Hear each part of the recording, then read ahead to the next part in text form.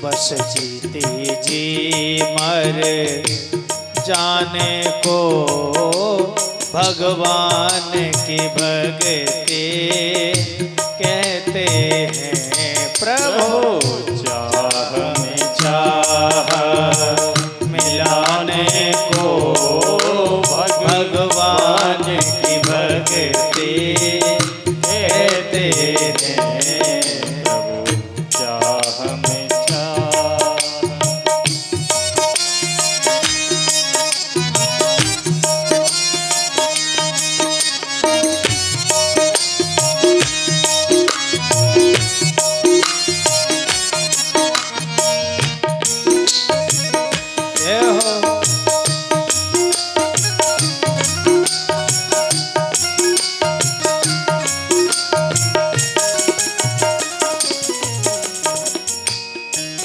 आँखों से बरसते हो आंसू और अधरों पर मुस्कान रहे।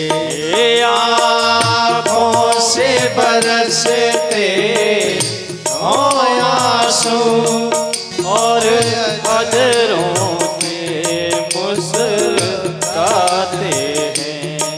एक संग में रोने गाने को, एक संग में रोने गाने को भगवान की भक्ति कहते हैं।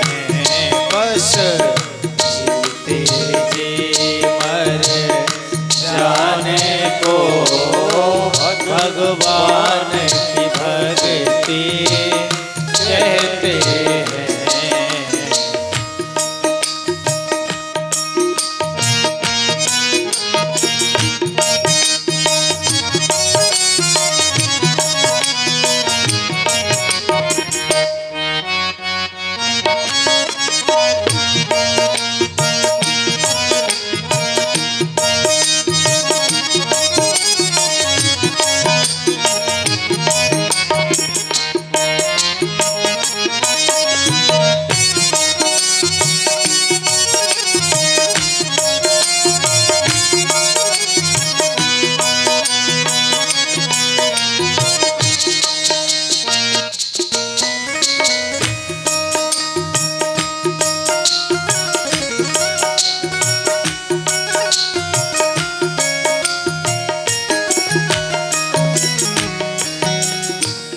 भगवान की भक्ति में कहा है कि आंखों से बरसते हो आंसू और अधरों पर मुस्कान रहे।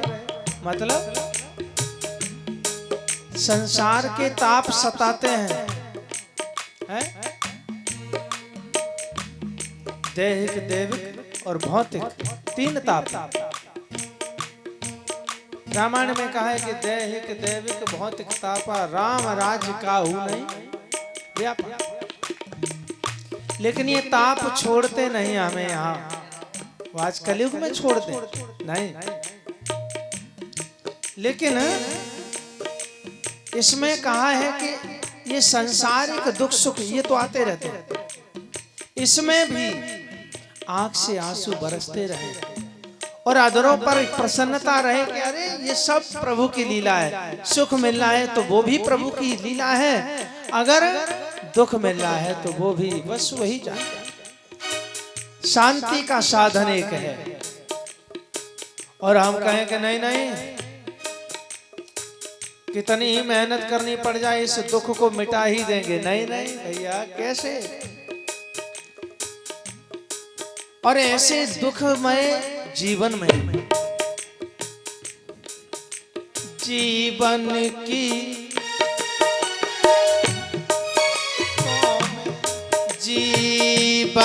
की अंधेरी रातों में दुख द्वंद भरे तूफानों में, जीवन की अंधेरी रातों में दुख द्वंद भरे तूफानों में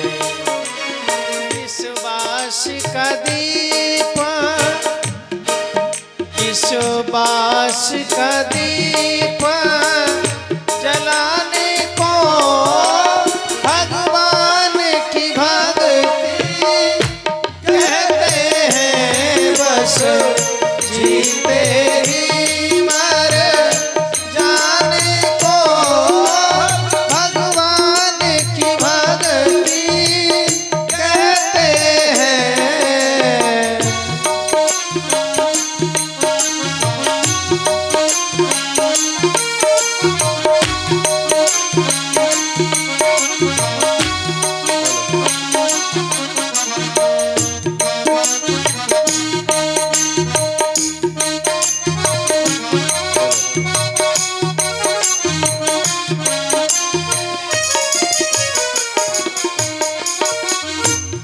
जिसमें सुख दिखता मिलता नहीं, वीरेश नाथ ऐसे जीवन को। जिसमें सुख दिखता मिलता नहीं, वीरेश नाथ ऐसे जीवन को। कर दे उसे तराने को भगवान के भगते कहते हैं। बस जीते ही मर जाने को भगवान की भक्ति कहते हैं। बस जीते ही मर जाने को भगवान की भक्ति कहते हैं।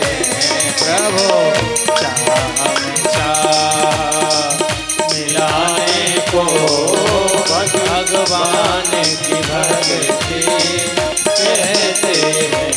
बस जीते जी मर जाने को भगवान की भक्ति कहते हैं।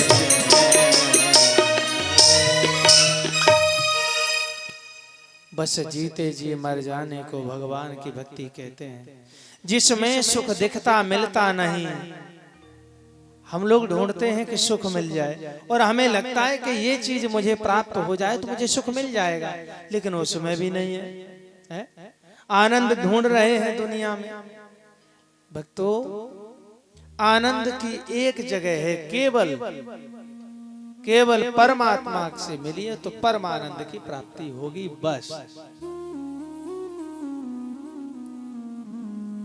अच्छा, हमें भगवान ने बुद्धि दी है, शरीर दिया है, उस शरीर में ऐसी व्यवस्था करी है कि जो तुम्हारे दिमाग में आए, वो जो दिमाग बोले वो कर सको। मन में आए चलो बाबरपुर चले जा तो चलो, पैर चल दिए पहुंच गए। जरूरी तो सब है। भगवान ने इस पंच तत्व से जो गाड़ी बनाई है ना, इस गाड़ी में नियम संयम कायदा सब कुछ दिया है। उस समय आने पे उतनी ही आवश्यकता के अनुसार ही इसे यूज करना चाहिए। अच्छा, गाड़ी ये कभी कभी गड़बड़ भी हो जाती है, बुखार भी आ जाता है, तबीयत बिगड़ जाती है। अब कहो कि हम गाड़ी को ये बिल्कुल खराब है, ऐसे समझो मोटरसाइकिल में एक्सीलेटर होता है, एक्सीलेटर होता है तो ब्रेक भी तो होते हैं, ब्रेक भी होते हैं, ब्रेक लगाओ। अच्छा, एक्सीलेटर खींचे चले जाओ और एक्सीडेंट हो जाए तो कहो कि हम एक्सीलेटर को उखाड़ के फेंक देंगे, है एक्सीडेंट हो गया। सब्जी में नमक ना हो तो कौन खाए, नमक मिर्च ना हो। अच्छा, नमक ज्यादा हो जाए और गुस्सा में आ जाओ कि अब इस नमक को ही नहीं रखेंगे, सब फेंक देंगे, तो खाओ ऐसे। कहने का मतलब यह है कि दुनिया में जीने के लिए संसाधन जरूरी हैं, लेकिन वो उतने ही जरूरी हैं। ऐसा नहीं कि ज्यादा हो जाए तो भी नहीं चलेगा, कम रहे तो भी नहीं चलेगा। इस माया के साथ रहिए, लेकिन माया मैं मत हो जाइए। माया के बिना तो कोई जी नहीं सकता संसार में, माया तो चाहिए, लेकिन माया में बिल्कुल न घुल जाइए। अगर उसमें बिल्कुल चले गए तो मानो एक्सीडेंट ही है, वहां बचने वाले नहीं। गुरु गोरक्षनाथ जी के गुरु मच्छिंद्र नाथ जी, जिन्हें माया स्वरूपी कहा है, और उन्हीं के शिष्य गोरक्षनाथ जी हैं। गोरक्षनाथ भगवान ने दुनिया के जन जन पे कृपा करके, और भारत में नहीं पूरी दुनिया का भ्रमण करके राजा महाराजाओं को मोह ममता से मुक्त करके उन्हें साधु बना दिया। कई हजार राजा